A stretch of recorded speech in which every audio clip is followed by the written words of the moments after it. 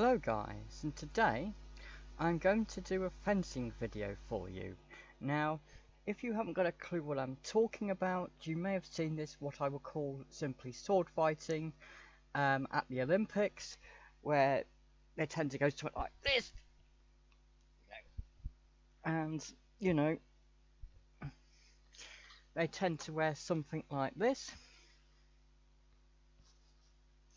Well, that's what I'm going to show you guys, okay?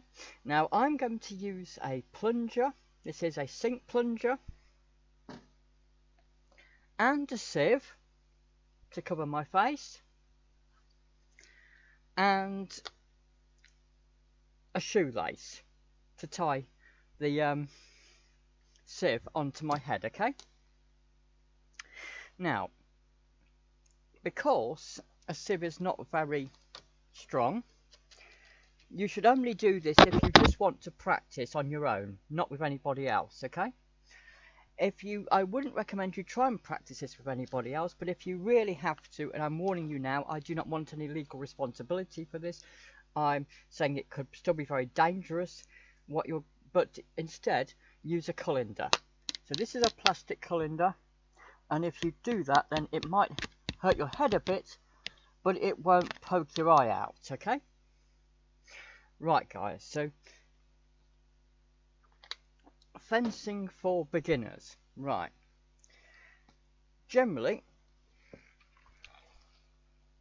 people hold the sword like this, and usually it'd be something like that. But you'd usually find another part of this in there, okay? And that'd be where the handle is. You'd normally have a handle here, and you'd normally hold it, okay?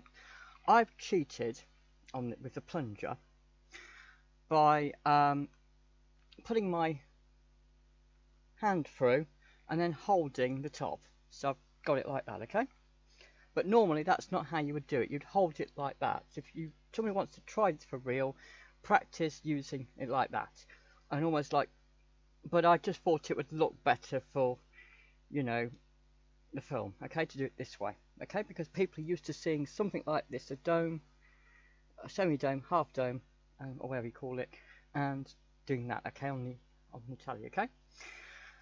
Also, when you do it, you put your left arm behind your back, if you're right-handed. So you put your left arm behind your back and hold and put this on the back on your back, okay? So you put your knuckles on your back, okay? And I'll show you roughly what I mean, if it'll let me do this.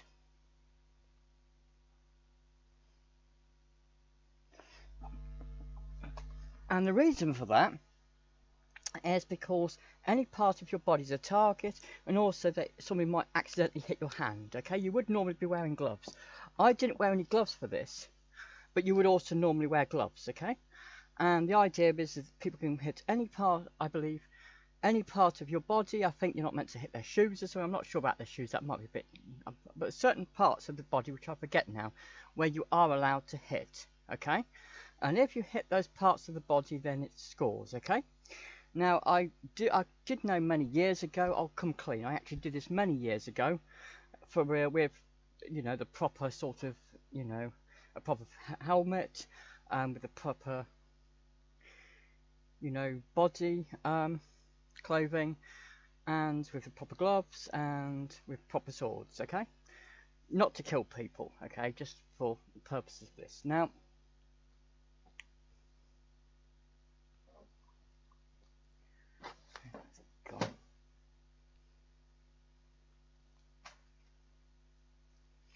right, now, you never find it when you want to, can you? Oh, got it. Right, now, generally, there are three types of sword, okay? There is foil and épée, which are done in practically the same way. You move around and then push forward. The other one, which I haven't shown you on this video, is sabre. And in sabre, the idea is to actually hit them, hit your opponent with a cutting motion, rather than prodding them. With foil and épée, you prod them. You prod your opponent. With sabre, you just hit them like that, okay? And sabre can be a bit nasty, so I wasn't really a fan of it, to be honest. It's not too nasty, but occasionally you've got some vindictive people, I think.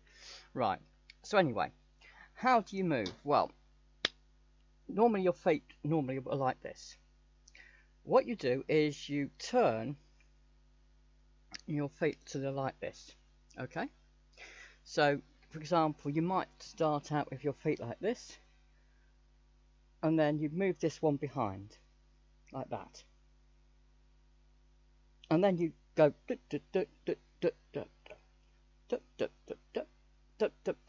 and that's how you move, okay?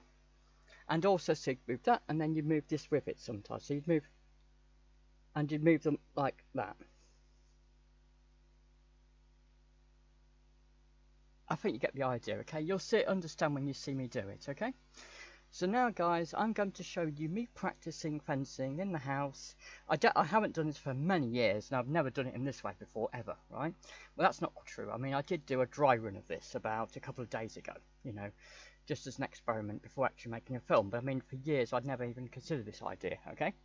And the only reason why I thought I'd make this video is because somebody mentioned fencing, okay? And I just shocked in a Skype group. And I shocked them by telling them I used to do it many years ago, okay?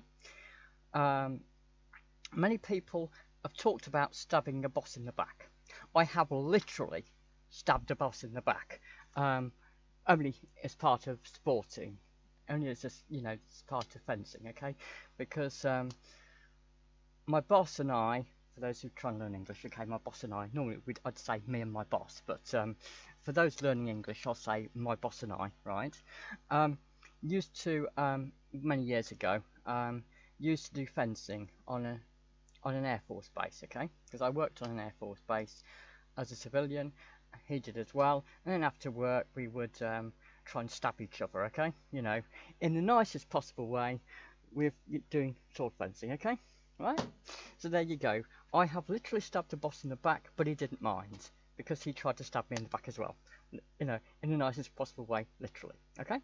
Anyway, I'm not going to say goodbye, but don't stop watching, because after this, you will see a video I did earlier of me putting the it on, tying it up with a shoelace, and